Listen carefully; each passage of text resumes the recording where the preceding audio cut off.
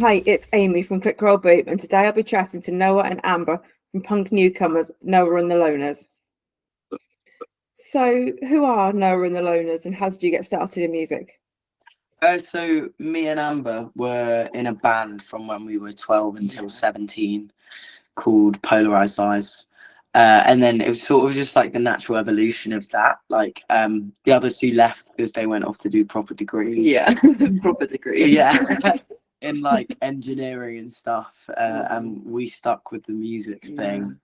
And then we met Noah and Joseph. You met them through college. Yeah. We went to music college together, and they were basically the only people who volunteered. So we all ended up with each other. Works out very well. It has worked out I very well. say so myself. It's been good, yeah. So yeah, I guess we're sort of just four mates who like making a lot of racket together, to be honest. Yeah. Yeah. And what inspires you? So many things. Yeah, so many things. I think we're sort of, I mean, musically we're inspired by most things we listen to. I feel like there's always something that you can like take inspiration from, even if it's not punk for us. Like we listen to all sorts of stuff, whether it be like indie, soul, rap, grime, whatever it is, you know, like I mean, Noah's favourite band, Noah, our drummer's favourite band is Silk Sonic. So I feel like that says that our music taste is very varied. Yeah, we're sort of just like in it, like lyrically, I think we're inspired by everything around us. And our own personal feelings. Yeah, our own and experiences. Lives, yeah, I think our music is very personal. So I think it makes sense to be inspired by the people around us and the view of the world that we're living through, you know. So yeah, I guess it's just like our surroundings that inspire us. Yeah. And how would you describe your sound? It varies. It does vary. I mean, this EP that we've just put out, Desolate Warning, it's very punk. Yeah. It's quite old school punk, a lot of people have said. I think it's like quite riff based most of the time, like pretty heavy on guitar and bass riffs, very driven music in terms of like there's always like some kind of pulse behind it with the drums. It's very like, okay, this is where we're at now. I don't know, like it's just, it gets going. It's got a lot of energy in it. Yeah. It's quite shouty, bit spoken word, all of that shebang. So, what artists or other bands have influenced your sound? I'd say like Fontaine's DC have been a big one for all of us. Idols, Shame, yeah, the Mysterines, like Buzzcocks, Ramones, all of the old stuff as well. But there's like a lot of new contemporary punk that like we're really into. We go to gigs all the time in Brighton. So yeah. Because I'm quite surprised by how young you are, because your sound is a lot older than you look. Yeah. It is a very old school sound, kind of almost an 80s sort of punk type sound. Yeah. I think we've sort of just like fallen into that by accident, I would say. Like I don't think, I mean, we all listen to like old school punk, but to be honest, we probably listen to like more contemporary, like newer post-punk shit more. So I think we've sort of just naturally fallen into the classic punk thing. But yeah. How do you think your sound has evolved since you formed? A lot. Yeah, it has definitely evolved a lot. Like through our own personal like experiences, I think we've all grown as musicians and grown as creatives as well. And when we started Polarized Eyes, we didn't really have like a direction of like where we were going with it at all. And obviously that was like a very key 5 years of our lives growing up from 12 to 17. So like our sound evolved a lot, but by the time we got to Noah and the Loners, it was sort of like we kind of knew what we were doing a bit with it. So like all the songs sound like us, you know, like they've all got that same like driving pulse, whether it be like You Make Me Fall Apart, which is sort of a slower song on the EP, and it's got almost like a country snare beat to it. I think like with the guitar tones and bass tones and my voice, like it's still distinctively us. Yeah, I think even as a band now, we're still evolving. Like a lot of our live set changes up all the time because we're just constantly writing stuff, and we're constantly inspired by different genres of music. So I think it just naturally happens. Like we're never really going to put ourselves in a box and be like, right, we're a punk band, and we're never going to evolve from that, because I think that would be a stupid position for us to be in, because we're still young and we don't know where we're going to be in like 5 years time. Do you know what I mean? For indie music. Yeah. Or heavy metal, maybe. Yeah. I mean, I don't think that would be us. No, you never know. You never know. So this question to you, Amber: how have you found being a woman in a very male-dominated genre? Oh, I've found it challenging in some way. You definitely have to push yourself forward to make you be seen, but then it also comes with its benefits, because people sort of don't expect it from you. And I have had people who were just like, I didn't expect that, like, you were better than I could be and stuff like that. And it's just, which is patronizing. It is patronizing. Yeah. But I've definitely had to try and push to create a sort of position for myself in the band.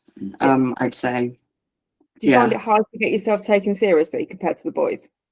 Sometimes, sometimes. I think the thing is, with when you get on stage, Amber does these like mad screaming backing vocals, and You Make Me Fall Apart, and everyone's like, "Oh, you just don't expect it to come from her, do you?" And as soon as you do that, everyone's like, "Oh, so she's the shit." Like, and then it just makes sense. You know what I mean? Yeah.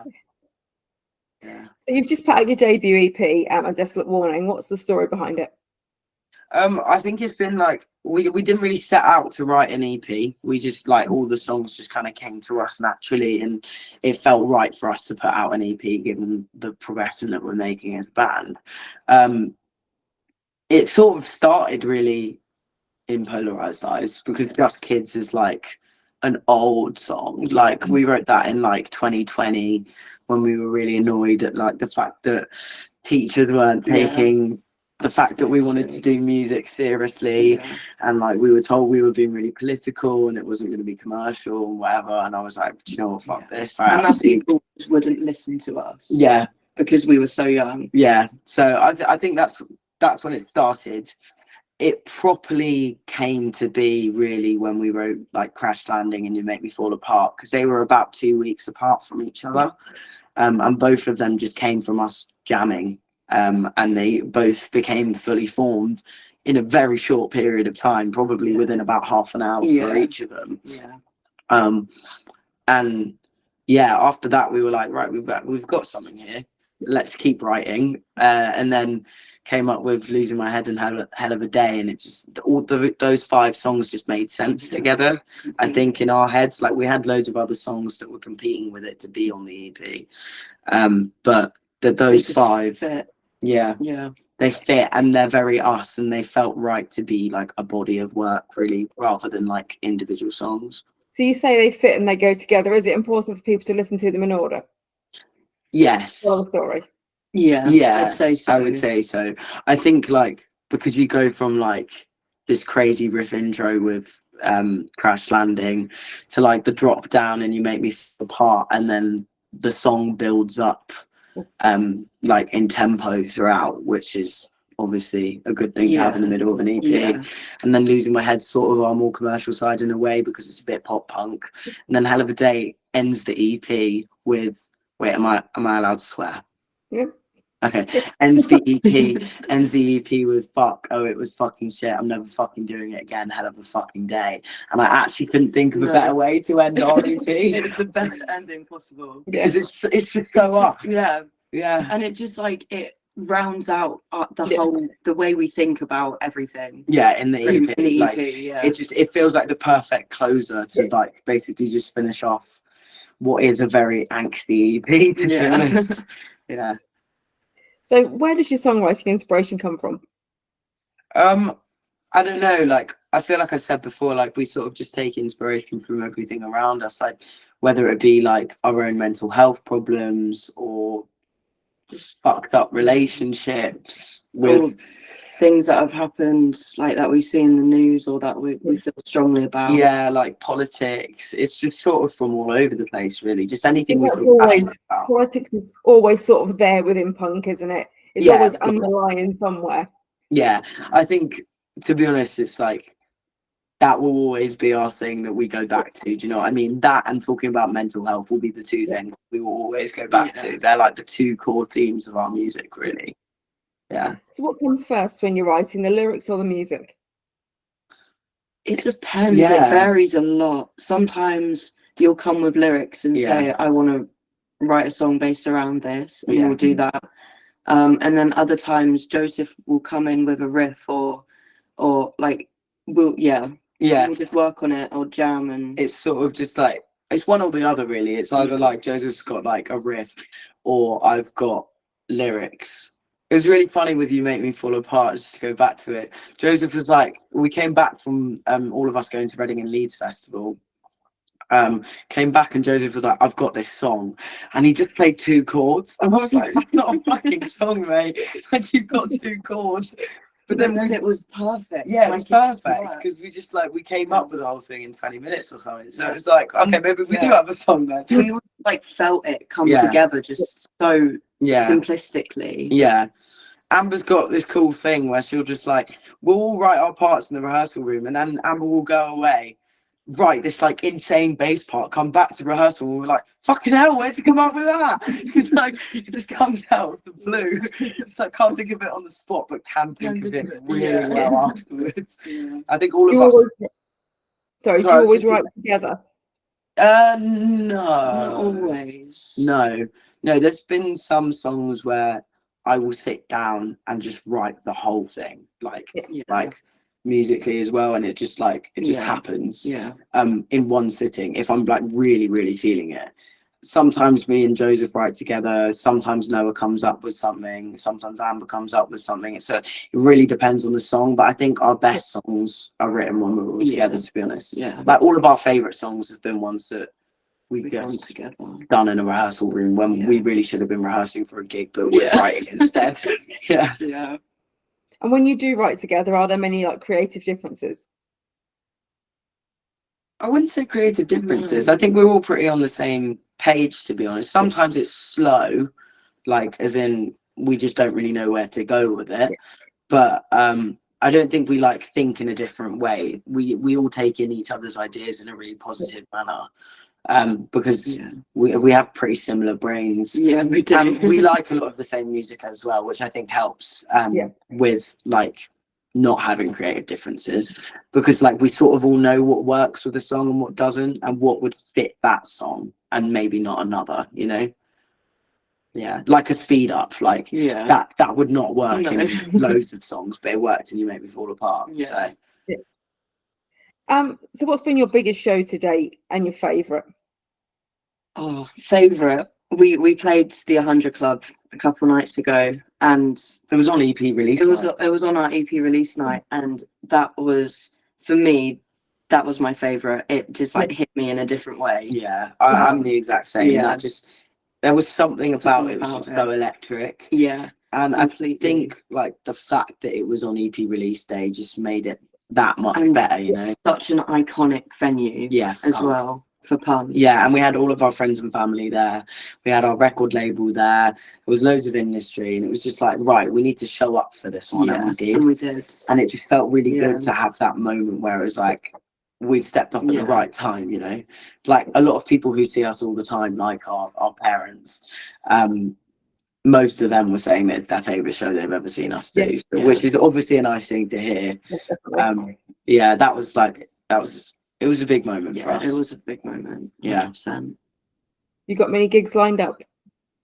Yes. We do. We're going to South by Southwest next Sunday. Oh, that's soon, isn't it? We're going to Texas. That will be fun. And then we're back for 1 day, and then we go to Germany for 3 shows. We've got Great Escape, and then a couple festivals over summer, hopefully a few more coming in. We've got Yeah. Rebellion Festival over summer, which is I'm announced, excited about that. which will be sick. Like that's Yeah. going to be a big one for us. Obviously, we did it last year and it was so fun, and we like weren't really expecting to have a big crowd, No, and then it was suddenly rammed. full. That's Like, another one of whoa. my favourite shows. Actually. Yeah, Yeah. I'd agree, actually. Rebellion last year was so good, but we're doing the acoustic stage this year and one of the biggest stages.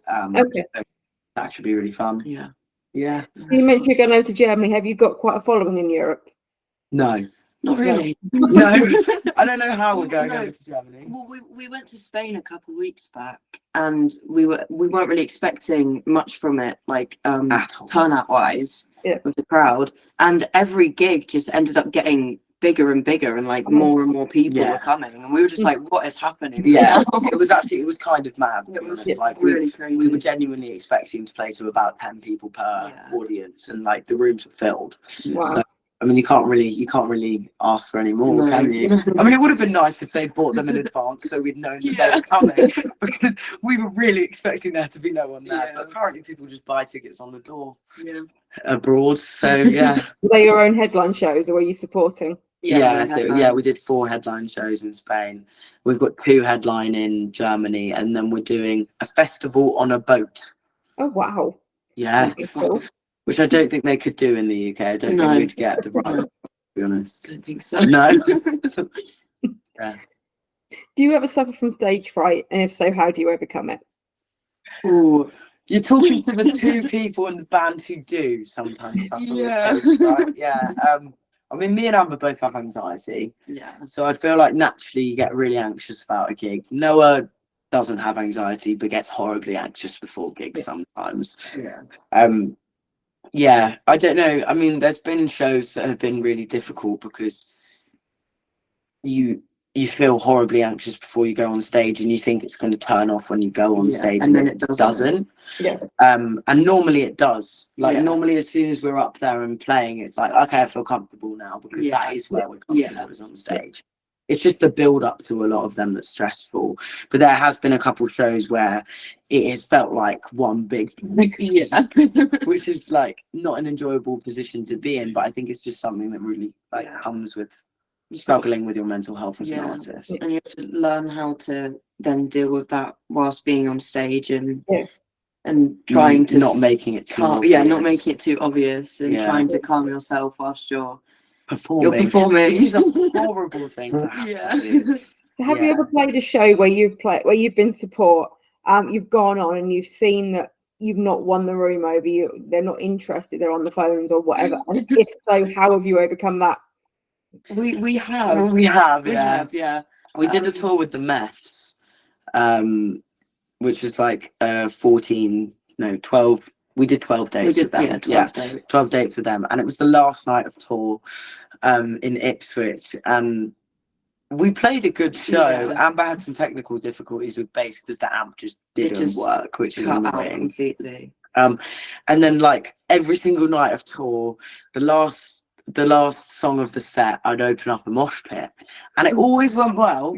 Apart from the last night of tour, where they opened this pit, the whole room was divided in half, and then no one went in, and it was just the most awkward. But thing. then they just stayed there. Yeah, they didn't close the They gap. didn't close the gap. It was just a big gap in the middle. It was like I was like Moses, like parting the Red Sea or something. It was awful. Yeah, it was really not a good position for us to be in, to be honest. But I think we handled it well. Yeah, we did. I mean, we joked we laughed about it, and it's like things happen. Yeah, it's fine. You got to hold your head high and be like, you know what? Yeah, it was fun. That's all we can really take from it. The boys always make a joke now. They're like, just make sure you don't open a pit unless the crowd are actually up for it. I'm like, I know, I'm not going to do it again. I've learned my lesson. Yeah, I think that's probably the worst we've had with like not winning an audience. Apart from actually, we were in Harrow. Yeah, we did a show in Harrow, which is a really random place, but it was like it was put on by Music Venue Trust, so it was just loads of venues that like didn't really have funding, and it was like trying to get them back into the scene kind of thing. So it was like a bit of an odd date for us to play, and I said fuck the Tories before one of our songs, which is just something I always do. Didn't think about doing it. And someone went, nah. And I was like, what? And he was like, you're in fucking Harrow, mate. We're fucking Tories. And I was like, oh. It was like, oh no, maybe I'm playing to the wrong crowd here. Yeah, that was. Well, that must have been awkward. Yeah, it was a bit awkward. It was funny. Yeah, You got to laugh about it. yeah. Can't beat yourself up for it. Have you got any pre-show rituals? We always do our vocal warm-up, Yeah, which has become a really funny pre-show ritual actually, because the vocal warm-up we do has a bit where it goes, "Mommy made me mash my M&Ms," and it's just like And it's just we tend to do it in public a lot as well, yeah, because there's not the green is room. so tiny. Yeah, so small. So we'll be standing out in the street, just in like London or Exeter or like wherever we are, and we'll just be like, it sounds like we're a choir just in the street. There's a bit where we really sound like we're like summoning someone ready to go, oh. It's like, that's just like, it just sounds like we're like, oh, it's awful. Literally. So that's like our consistent pre-show ritual. We'll do that. Sometimes we like go backstage and have a bit of a hype up song if it's like a big gig. And if we have enough time to as well. Yeah, a lot of the time it's like, oh shit, we are putting our stuff on stage and just going, and we don't even have time to think about it really. But, yeah. Really good thing though. Yeah, it kind of is Yeah. sometimes. I feel like whenever we have a hype up song, it's because we've got too long to change over all of our equipment. Yeah. So then we're like, we get in our heads. Yeah. So we need to get going. Yeah. Who would you most like to go on tour with? Ooh. I think as a band, we'd probably say Shame. Yeah. Yeah. As a band. I mean, I personally would say Idols just because I adore them and I think their ethos is great and their music is great and I just would love to tour with them. But we've all been really, really into Shame for the past like year or so. We went to see their Food for Worms release show at Troxy in London, literally the day before Amber's birthday. It was incredible. It was great. It was insane, yeah. Yeah, and we all got quite drunk. Yeah. And just had the best time. And like, I just think they're such an incredible live band, especially. So yeah, that would be a dream. Yeah, definitely. Do you think it's important to be on a lineup with bands that are of a similar sound to yourselves? Yes. Yes, I feel like we've played enough shows where we're on like an indie lineup or like a metal lineup or like a hard rock lineup, and we just don't make sense. Like, it's quite rare that they have like an punk lineup, which is why the Meth tour was so good for us, because we were playing the people who liked the genre of music that we play every single night. Especially in our old band, we used to play a lot of shows where we just didn't make sense with everyone else who was playing. Yeah. We tend to not really take shows on that are like that anymore, though, because it just gets a bit unnecessary. Yeah, I've seen it work really well, like a diverse lineup, but I've also seen it work really badly. So in between bands, the whole room just clears, and the new fans come in for the next band that come on, and yeah, it's a bit awkward. So, what are you working on at the moment? At the moment, we don't have any music recorded. Yeah. We're sort of in like a middle ground because obviously we've just released the EP. We're sort of going to try and ride off that for a little bit. We've got so much unreleased material. Yeah, we have. That like we want to get recorded and get done. It's just about like when it's the right time and what's the right single and like how we make it work for the band and whatever. Yeah. Would you like to release an album? Yes. 100%. That's hopefully is the natural progression of what happens next. I mean, we've spoken to our label about it very, very briefly, but they know that that's what we want to do.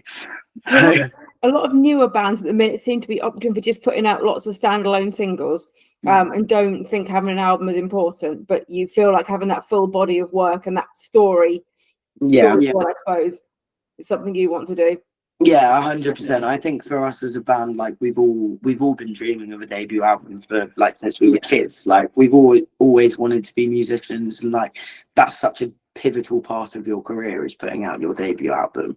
I think we just want to get it right, so it's sort of about just making sure it's at the right time and we've got the songs that we want on it and it's produced by the right person and it all works cohesively. You know, like there's a lot that goes into a debut album, and we definitely, I mean, we have enough songs for it probably, but do they all work together? Yeah, That's the question.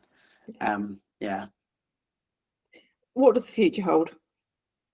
I think just a lot of shows. Yeah, a lot of gigs, a lot of travel, a lot of A lot of meeting, travel. a lot of travel, a lot of meeting new people, Yeah. making connections, Yeah. all of that Fun stuff. Yeah. Fun stuff. Yeah. Hopefully loads more shows over the Is next the playing live the most important thing to you rather than the recording? I mean, obviously the recording's ridiculously important, and it's great to have music out there now. I do think for us, like, playing live is where we get the most satisfaction, because it's where we feel the most comfortable. Yeah. And I think we've always gained a lot more followers from our live shows rather than our recorded stuff, just because it properly has the energy and the performance and everything. And I just think it's more of an all-rounded package going to see us live rather than just hearing the record, because obviously the record, you did get to hear it rather than seeing it, and I think we all give so much on stage that it's a shame not to see it. Do you know what I mean? Yeah. And lastly, give yourselves a shameless plug. Oh, we're Knowing the Loners. Listen to A Desolate Warning. Do it, and right come now. and see us. We're good. That's a good plug. Yes, that was good. Where can people find you online? We're everywhere. We're on socials at Noah and the Loners. X, which used to be Twitter, is Noah's Loners, because the handle was too long to put as Noah and the Loners. Yeah, it's annoying, isn't it? All of our merch is on Bandcamp. You can get the EP on Bandcamp on vinyl, and then like streaming platforms, we're everywhere. Yeah. Cool. Well, thank you so much for talking to me. Thank you very much for having us. We really appreciate it. Thank you. Bye. Thank Cheers. you. Bye.